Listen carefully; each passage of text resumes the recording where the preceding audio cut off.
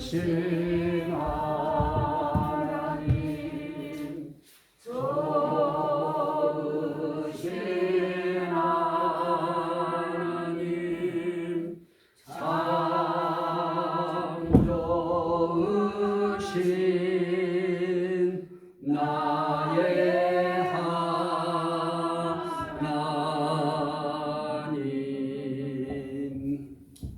아멘. 오늘이 성령 강림 주일이기 때문에 성령에 관한 설교를 손해해서 해야 될 것 같습니다. 그동안 우리는 성경은 구원을 위한 임마누엘 계획서다. 그래서 성경 전체가 다 우리의 구원을 위하여 하나님이 우리와 함께 하심을 기록한 책인데, 그 하나님이 우리와 어떻게 함께 하심을 기록한 것인가? 그 하나님의 함께 하심 가운데 특별히 성령의 함께 하심, 이것이 계획되어 있는 것입니다. 그래서 하나님의 은혜, 그 은혜 가운데 가장 귀한 것이 무엇이냐? 하나님은 하나님의 일평생 하나님의 소원은 우리와 함께 사시는 것입니다. 우리 속에 와서 함께 계시는 것입니다. 그런데 그 일을 무엇을 통하여 하시느냐? 성령을 통하여 하시는 것입니다. 그래서 예수님이 이 땅에 오셨을 때 하신 말씀 가운데 오늘 우리가 요한복음 7장 37절 말씀을 읽었습니다. 명절 끝날, 명절이 끝나가는 유대인의 명절이 몇 가지가 있습니다. 그 끝날에 예수께서 뭐라고 외치셨느냐? 여긴 외쳐 이르시되 그럽니다. 이건 살살 말씀하신 것이 아닙니다. 큰 소리로 이건 반드시 알아야 되고 이건 반드시 이루어져야 된다. 그 의미를 가지시고 큰 소리를 외치십니다. 그때 하신 말씀이 이것입니다. 누구든지 목마르거든 내게로 와서 마시라. 이건 그렇게 가슴속에 사람들 마음속에 와서 안 닿았을 것입니다. 왜냐하면 목마른 사람도 있을 것이고 목마르지 않은 사람들도 있었을 것입니다. 그러나 예수님이 이 말씀을 하실 때에는 그 정황상, 그 상황상, 그 여건상 가장 목마를 수밖에 없는 그 시간에 누구든지 목마르거든 내게로 와서 마시라. 그럴 때 사람들은 언뜻 무엇을 생각하겠습니까? 시원한 물 한 그릇을 생각했을 것입니다. 그런데 주님은 뭐라고 말씀하십니까? 나를 믿는 자는 성경의 이름과 같이 그 배에서 생수의 강이 흘러나오리라. 그 설교가 사람들은 먹고 사는 일에 전부가 다 누구나를 막론하고 전부 다 거기에 집중되어 있고 몰입되어 있는 그런 상황 속에서 예수님은 목마르거든 내게로 와서 마시라 그러더니 나를 믿는 자는 성경의 이름과 같이 그 배에서 생수의 강이 흘러나오리라.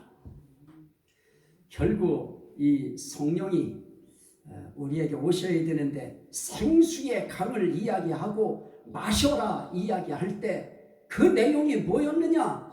성경은 그렇게 말씀합니다. 이는 그를 믿는 자들이 받을 성령을 가리켜 말씀하신 것이라.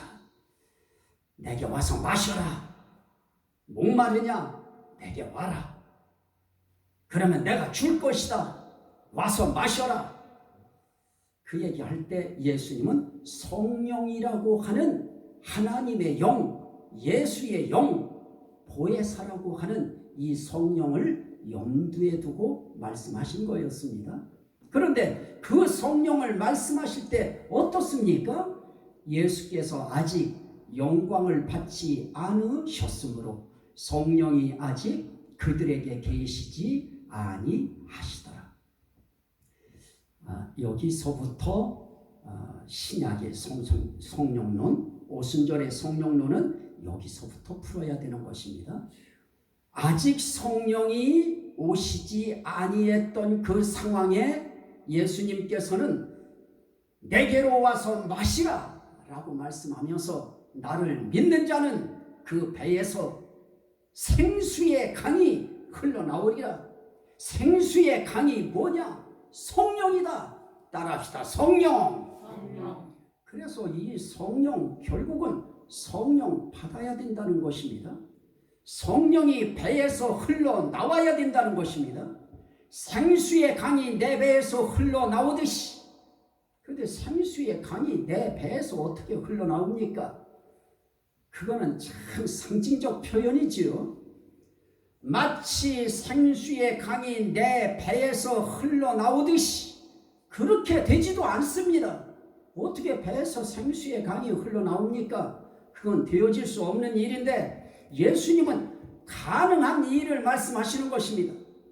예수님 앞에서, 하나님 앞에서 어떻게 돌을, 반석을 쳤는데 반석이 깨지면서 거기에서 물줄기가 어떻게 솟구쳐 나옵니까?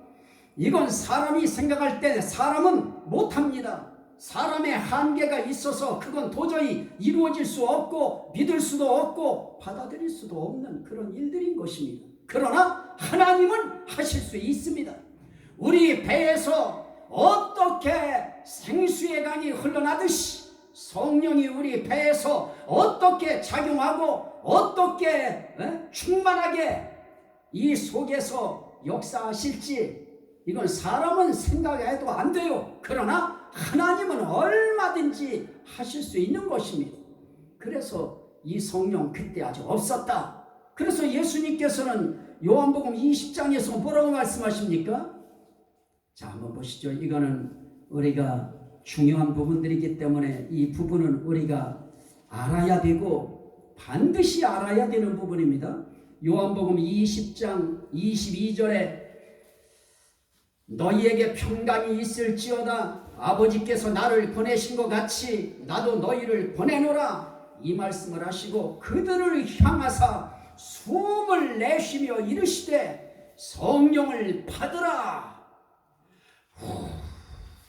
하고 숨을 내쉬면서 성령을 받으라. 그러면 이때까지는 아직 성령이 그들 위에 와서 계시지 아니할 때인 것입니다. 그 성령 받으라 그럽니다. 그러더니 그 성령이 어떤 성령인가? 사도행전 2장. 사도행전 2장. 성령을 받으라 그랬는데 그 성령이 사도행전 2장 1절부터 보면 하늘로부터 급하고 강한 바람 같은 소리가 나면서 그 앉아있는 그 온 집에 급하고 강한 바람 같은 소리가 슉 하는데 이 안에가 가득한 것입니다. 그 소리가 한 번에 사라지지 않고 그 바람 소리가 이 안에서 휘몰아치는데 위에서부터 강한 성령이 그 앉은 사람들 머리 위에 불효처럼 빨간 불효처럼 한 사람 한 사람 머리 위에 그 성령이 임하더니 그들이 성령의 충만함을 받는 것입니다. 자, 저는 이제 오늘 이야기하려고 하는 부분이 그 성령이 대체 우리에게 어떤 것인가 하는 것입니다. 그 성령이 어떤 것이길래 그 성령을 우리에게 받으라고 숨을 내쉬면서 마지막 순간까지도 예수님은 성령 받으라고 하셨을까? 자, 그 말씀을 한번 보려고 하는 것입니다. 자, 한번 로마서 8장을 보십시오. 오늘 이 로마서에서 오늘은 말씀을 마칠 것 같습니다. 로마서 8장 9절입니다. 만일 너희 속에 하나님의 영이 거하시면 너희가 육신에 있지 아니하고 영에 있나니 누구든지 그리스도의 영이 없으면 그리스도의 사람이 아니라. 자, 그리스도의 영, 하나님의 영, 이걸 성령이라고 합니다. 이 그리스도의 영이라고 하고 하나님의 영이라고도 하고, 결국은 하나님은 영이십니다. 하나님은 영이시니 예배하는 자가 신령과 진정으로 예배할지니라 라고 말씀하신 하나님은 영이기 때문에 보여지지 않습니다. 그런데 그 영이 어떤 영이냐? 하나님은 자신이 영이신 것입니다. 그래서 그 하나님의 영을 부를 때 결국은 하나님, 그럴 때는 영이신 것입니다. 영을 부르는 것입니다. 그 영을 향하여 하나님, 아버지 하고 우리가 부르는 것입니다. 그 하나님의 영, 그것을 그리스도의 영이라 이렇게도 부르고 예수의 영이라 이렇게도 부릅니다. 그 부분은 다음 시간에 더 자세하게 말씀을 드리도록 하겠습니다. 자, 이 그리스도의 영, 이 영이 임하면 어떻습니까? 자, 15절. 너희는 다시 무서워하는 종의 영을 받지 아니하고 양자의 영을 받았으므로 우리가 아빠, 아버지라고 부르짖느니라. 자, 한 번 더 보세요. 이 부분이 좀 이해가 돼야 됩니다. 갈라디아서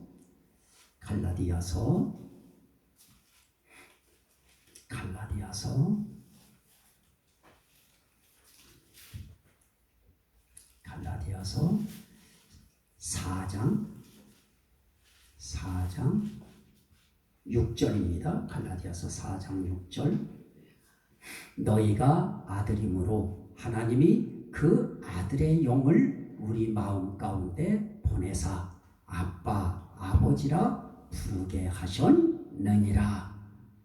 하나님이 아들의 영을, 다시 말하면 그리스도의 영, 예수의 영, 하나님의 영, 이 영을 우리에게 보내주셔서 어디에 보내주셔요? 우리 마음 가운데 보내사. 하나님이 아시는 마음이 있습니다. 우리는 마음, 그래도 우리는 마음 그러면 우리는 이렇게 그냥 배 있는 쪽, 가슴 있는 쪽, 여기를 우리는 그냥 마음 이렇게 생각하고 하는데, 과학자들은 마음 그러면 그 마음을 뇌로 봅니다. 어쨌든 마음이라고 하는 그 마음의 한 영역에 하나님의 영, 그리스도의 영, 성령을 보내셔서 그 영을 무슨 영이라고 하느냐? 아들의 영, 예수의 영이라. 그런데 그 예수의 영을 하나님의 영이라고 한다. 하나님의 영은 보통 영이 아니고 거룩한 영이다. 그래서 거룩할 성자를 써서 영자 붙여서 성령이라 이렇게 표현하는데, 이 성령이 우리 마음 가운데 오면 하나님 나라에 우리를 무엇으로 보느냐? 하나님의 아들로 본다. 하나님의 딸로 본다. 하나님의 자녀로 본다. 그래서 이 성령을 보내주셔야 비로소 그때부터 우리는 하나님의 자녀가 되는 것입니다. 그러면 오늘 우리의 마음속에 뭐가 있어야 됩니까? 하나님, 나에게 그 하나님의 영을 주세요. 다시 말하면 내 속에 하나님 모시겠습니다. 내 마음속에 하나님의 영이 오셔서 하나님이 내 마음의 주인이 되어 주세요 하고 내 마음속에 하나님의 영이 오시기를 사모하는 마음, 그거 애원하는 마음, 그 마음 가지고 우리는 어떻게 해야 되느냐? 나는 성령님이 필요합니다. 성령님이 오셔야 내가 하나님을 아버지라 부를 수 있습니다. 나는 하나님을 내 아버지로 삼기 원합니다. 하나님을 내 아버지로 나는 부르고 싶습니다. 여러분들한테 묻습니다. 여러분들이 하나님의 자녀임을 믿으십니까? 그 하나님을 아버지라고 부르기를 원하십니까? 우리 모두는 이 땅에 태어나서 우린 그 하나님을 아버지라고 부를 수 있는 소중한 특권을 우리는 성령이 임함으로 우리는 부를 수 있게 됐습니다. 누구 앞에서는 우리는 아버지라고 불러도 그 누구도 우리를 저지하거나 막을 자들이 없는 것입니다. 자, 그러면 하나님의 아들이라고 부르고 하나님을 아버지라고 부를 수 있는 이런 신분의 변화가 온 것입니다. 그럼 신분의 변화가 온 사람은 그러면 결국은 어떤 사람이냐? 로마서 8장 이 말씀 드리려고 하는 것입니다. 여러분들의 인생길 다가도록 절대로 하나님이 내 안에 오셨다, 나는 하나님의 아들이고 나는 하나님의 딸이다, 나는 하나님의 자녀가 됐다 하는 이 마음과 확신을 가졌다고 하면 절대로 흔들리지 말아야 될 것이 있습니다. 8장 1절부터 2절입니다. 그러므로 이제 그리스도 예수 안에 있는 자에게는 결코 정죄함이 없나니 이는 그리스도 예수 안에 있는 생명의 성령의 법이 죄와 사망의 법에서 너를 해방하였습니다. 우리는 하나님의 아들이 됐다. 그거는 이제 아들 된 거 확실한데 어떻게 아들 됐느냐, 그 부분을 지금 보려고 하는 것입니다. 자, 그거 보기 전에 한 절 더 보시죠. 8장 거기에 있습니다. 14절부터 15절까지 봅니다. 무릇 로마서 8장입니다. 14절부터 무릇 하나님의 영으로 인도함을 받는 사람은 곧 하나님의 아들이라. 너희는 다시 무서워하는 종의 영을 받지 아니하고 양자의 영을 받았으므로 우리가 아빠 아버지라 부르짖느니라. 자, 우리는 종의 영을 받았던 사람들입니다. 그래서 우리는 죄에게 종노릇하면서 마귀의 종노릇하면서 율법의 종노릇했습니다. 율법은 뒤집어 엎어버리면 법률인 것입니다. 하나님이 제정하신 법률에 종노릇을 할 수밖에 없었습니다. 그런데 율법이라고 하는 것은 1000개를 주셨으면 1000개를 다 지켜야지 999개 지키고 하나를 못 지키면 999개 지킨 것이 다 허사인 것입니다. 자녀들이 부모들에게 종종 한마디씩 그 벌먹은 목소리로 할 때가 뭡니까? 199가지 잘해주다가 한 가지 지 마음에 안 들으면 99가지 부모님들이 잘해준 것이 전부 다 허사가 되어집니다. 그 한 가지 가지고 99가지를 전부 다 잘못한 것으로 전부 다 엎어버립니다. 뭐 다 그런 건 아니고 그런 상황들도 살아보면 있습니다. 하나님 앞에서 정말 이 율법이라고 하는 것이 그 원리가 뭐냐면 100가지 줬으면 99가지 다 지켜도 한 가지 못 지키면 한 가지 못 지킨 것 때문에 벌 받는 것입니다. 그 벌이 약한 벌입니까? 지옥 가는 벌을 받는 것입니다. 그런데 그 문제에 대해서 하나님의 성령이 오시면 해결하는 것이 있습니다. 자, 오늘 읽었습니다. 8장 2절에 그리스도 예수 안에 있는 생명의 성령의 법이 작용을 하는 것입니다. 생명법이라고 하는 살리는 법, 성령의 법이 있습니다. 우리 성령 받는 것만이 문제가 아니고 성령을 받을 때 성령의 법이 함께 따라 들어오는 것입니다. 그 성령의 법은 어떤 법이냐? 죽이는 법 아닙니다. 죄의 법은 죽이는 것입니다. 그거는 우리를 사망으로 끌고 갑니다. 결국은 마귀의 법이라고 하는 것도 마찬가지인 것입니다. 결국은 마귀는 멸망시키고 죽이는 법을 가지고 작용하는 것입니다. 그걸 죄의 법이라고도 이야기합니다. 그 죄의 법, 율법이 우리를 결국은 죄 하나, 예수 안 믿는 죄 하나 때문에 우리를 완전히 범죄인으로 만들어서 우리를 결국은 지옥 가게 만드는 사망의 법이 작용하고 있었던 것입니다. 그 법을 무슨 법이라고 합니까? 죄와 사망의 법. 우리가 예수 바깥에 있고 예수 믿기 전에는 우리에게 무슨 법이 작용했느냐? 죄의 법이 작용했습니다. 사망의 법이 작용했습니다. 그 법은 멸망법입니다. 그 법은 우리를 지옥 보내는 법인 것입니다. 그런데 우리에게 이 하나님의 영, 성령이 오심으로 그 성령이 생명의 법이 되어서 우리를 죄와 사망의 멸망의 법에서 우리를 해방시켜 주시는 것입니다. 이럴 때는 크게 아멘하십시오.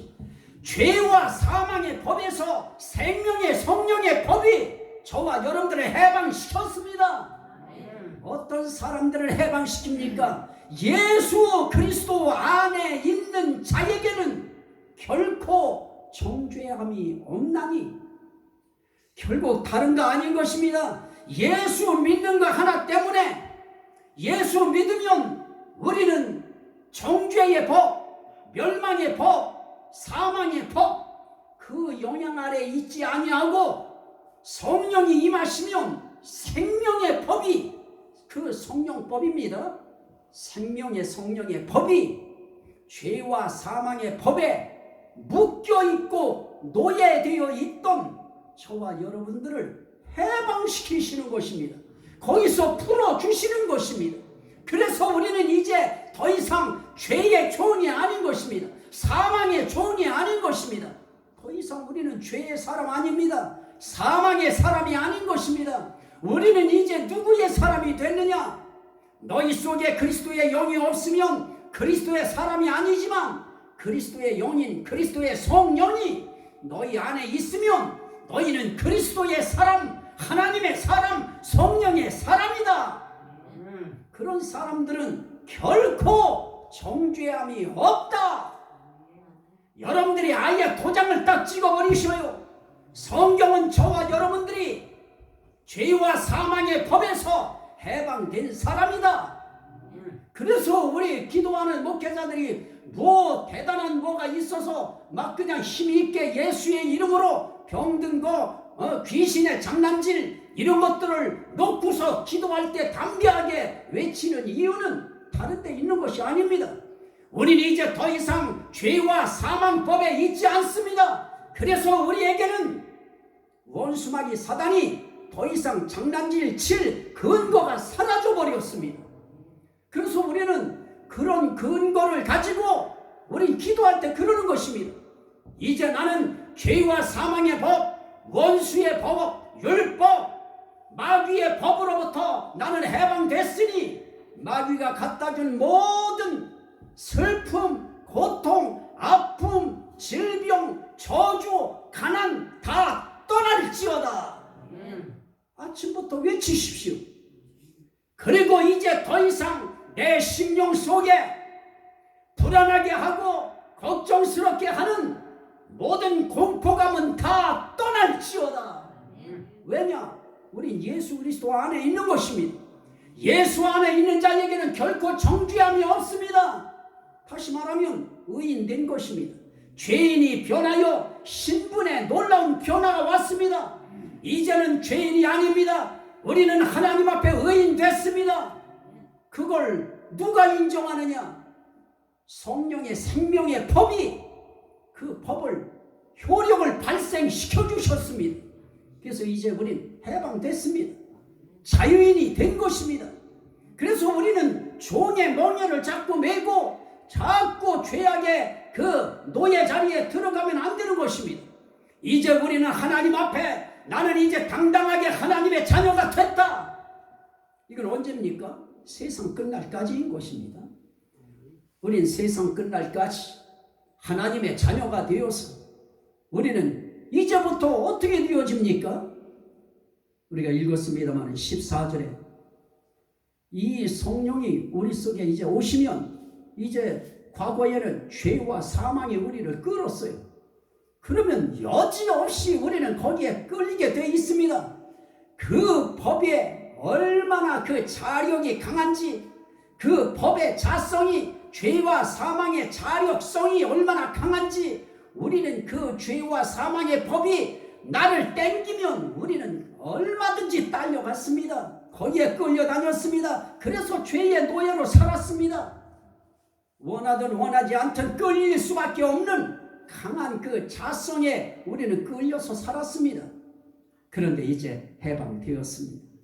이제 우린 풀려졌습니다. 그래서 이제는 죄와 사망의 법에 인도받지 않습니다. 거기에 끌림을 당하지 않습니다. 우리는 누구의 인도함을 받느냐? 하나님의 영으로 인도함을 받는 것입니다. 14절입니다. 무릇 하나님의 영으로 인도함을 받는 사람은 곧 하나님의 아들이라. 너희는 다시 무서워하는 종의 영을 받지 아니하고, 종의 영을 받은 게 다른 말로 말하면 죄와 사망의 법에 노예가 되어서 사는 것이 결국은 죄의 종이 되었기 때문에 죄와 사망의 법이 우리를 올감이 씌웠던 것입니다. 우리를 수갑 채워버린 것입니다. 너는 죄의 종이 됐다. 그래서 너는 죄의 법에 영향을 받아야 된다. 그 법은 사망법이다. 너는 죽임당하는 법에 너는 이제 결박당했다. 사형 선고가 이미 모가지에 걸려져 버린 것입니다. 거기에서 우리를 해방시켜 주셨습니다. 자유인이 되게 해 주셨습니다. 그런 사람들 속에 그리스도의 영, 하나님의 영이 오셨기 때문에 이제 그 사람들은 누가 인도해 가시느냐? 하나님의 영이, 그리스도의 영이, 성령이 인도해 가시는 것입니다. 오늘 여러분들이 이 자리에 나오는 이 자리가 여러분들은 나는 이거는 이제 의뢰인 나오는 것으로 알고 있기 때문에 나옵니다. 그렇게 되어지지 않습니다. 우리가 이 예배당에 나와서 예배 드리는 이 상황까지도 누가 인도하시는 것인가? 하나님의 영의 인도함을 받는 것입니다. 이 하나님의 영의 인도함을 받는 사람을 뭐라고 하느냐? 곧 이런 사람은 하나님의 아들이라, 하나님의 딸이라. 따라합시다. 하나님의 아들, 하나님의 딸. 그러면 하나님의 영으로 인도함을 받는 사람이 하나님의 아들이고 하나님의 딸인데 그게 누구냐? 라고 할 때 여러분들은 누구라고 해야 됩니까?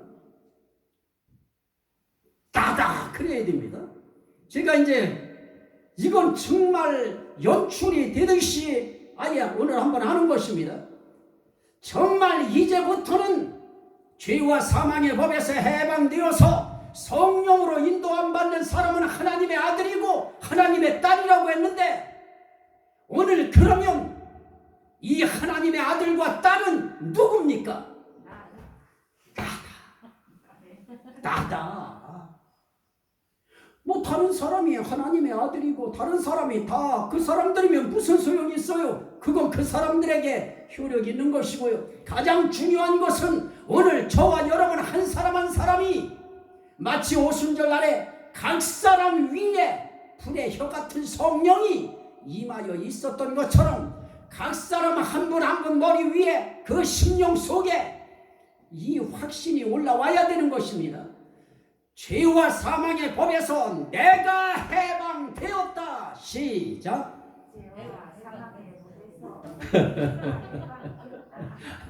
죄와 사망의 법에서 내가 해방되었다. 죄와 사망의 법에서 다른 사람 해방된 것도 감사하고 축하할 일이지만은 내가 해방됐다고 하는 것이, 이것이 진정한 행복인 것입니다. 이것이 가슴속에 들어온 사람들, 그런 분들에게 제가 하나를 읽어드리고 싶은 그 말씀이 있습니다. 자, 오늘 우리가 하나님 앞에서 우리 한 사람 한 사람이 이제 성령을 받아서 하나님의 자녀가 되었다. 이제 우리는 하나님의 자녀다. 이제 우리는 더 이상 죄와 사망의 법이 우리를 건드릴 수 없다. 우리는 분명히 그러한 신앙을 가지고 우리가 살아가고 있습니다. 자, 한 번 더. 자, 갈라디아서 4장 아까 읽었습니다. 너희가 6절입니다. 너희가 아들임으로 하나님이 그 아들의 영을 우리 마음 가운데 보내사 아빠 아버지라 부르게 하셨느니라. 그런데 그것은 다 어떻게 성령이 우리에게 올 수 있는가? 어떻게 우리가 하나님의 아들이 되어지는가? 26절입니다. 3장. 너희가 다 믿음으로 말미암아 그리스도 예수 안에서 하나님의 아들이 되었으니 우리는 성령 받아야 하나님의 자녀 된다. 그런데 그 성령 받는 것이 어떻게 받습니까? 믿음으로 말미암아 받아지는 것입니다. 우리는 하나님 앞에서 나는 그 성령 받기 원합니다. 나는 그 성령의 존재를 인정합니다. 나는 그 존재에 하나님의 성부성, 성자성, 성령성을 나는 인정합니다. 그러므로 나는 그 성령 받기를 원합니다. 믿습니다. 라고 하는 그 믿음을 가진 자들 안에 무슨 역사가 있느냐? 하나님의 아들 되고 딸 되게 하는 효력이 발생하는 것입니다. 그래서 우리는 성령 받았다고 할 때 뭐라고 합니까? 오늘 우리가 로마서 8장 1절에서 말씀드렸습니다마는 그리스도 예수 안에 있는 자, 누가 그리스도 예수 안에 있느냐? 믿는 자가 그리스도 예수 안에 있는 자인 것입니다. 그런 자들은 결코 정죄함이 없는데 왜 없느냐? 이제 하나님 자녀 됐기 때문에 그렇습니다. 하나님의 자녀가 되면 정죄함이 없는 것입니다. 그게 사라져 버리는 것입니다. 그리고 이후로는 종이 아니요 아들이니 아들이면 하나님으로 말미암아 유업을 받을 자니라. 이제 유업 받을 수 있는 하나님의 아들로 이제 완벽하게 우리는 신분의 변화가 이제 일어난 것입니다. 이제는 우리는 완전히 끝나버린 것입니다. 자, 한번 보십시오. 한 말씀을 우리가 더 봅니다. 에베소서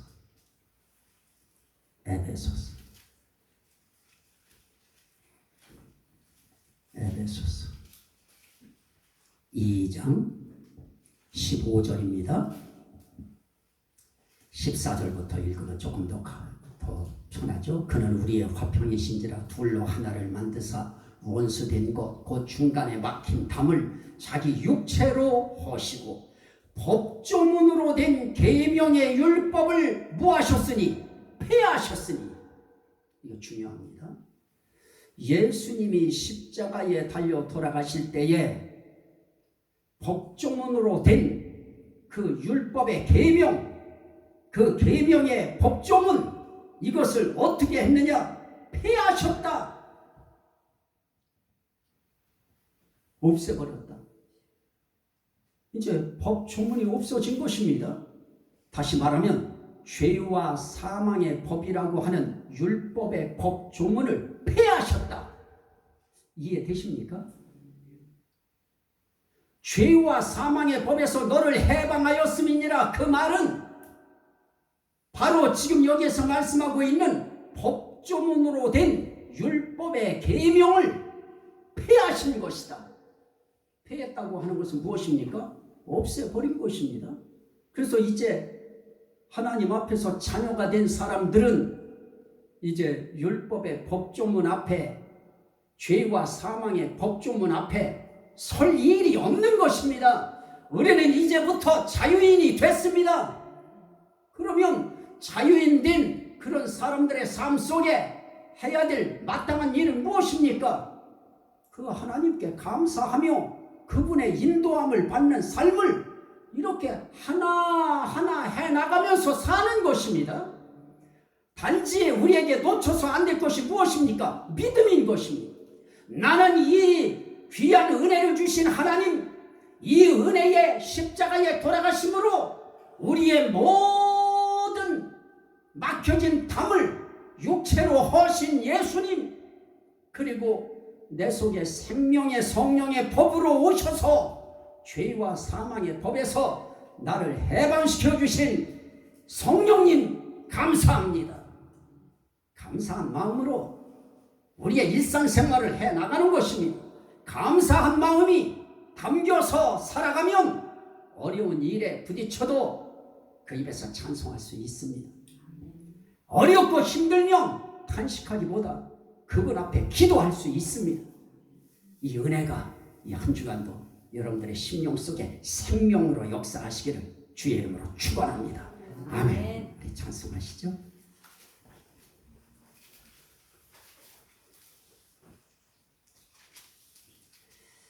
191장 91장 내가 매일 기쁘게.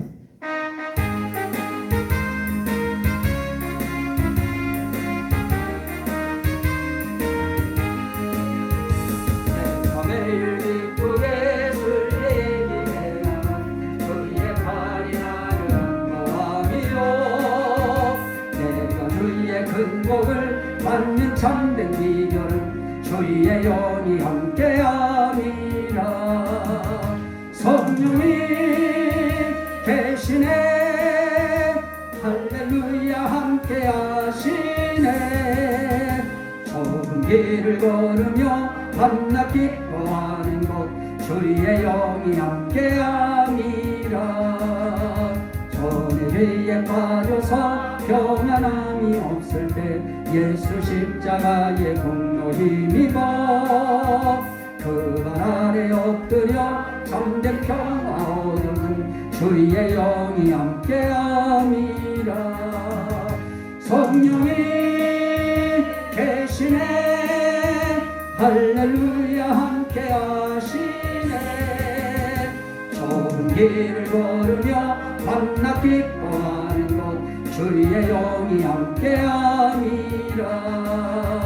나와 동행하시고 모든 염려하시니 나는 숲의 새와 같이 기쁘다. 내가 기쁜 마음으로 주의 뜻을 행하면 주의 영이 함께함이라.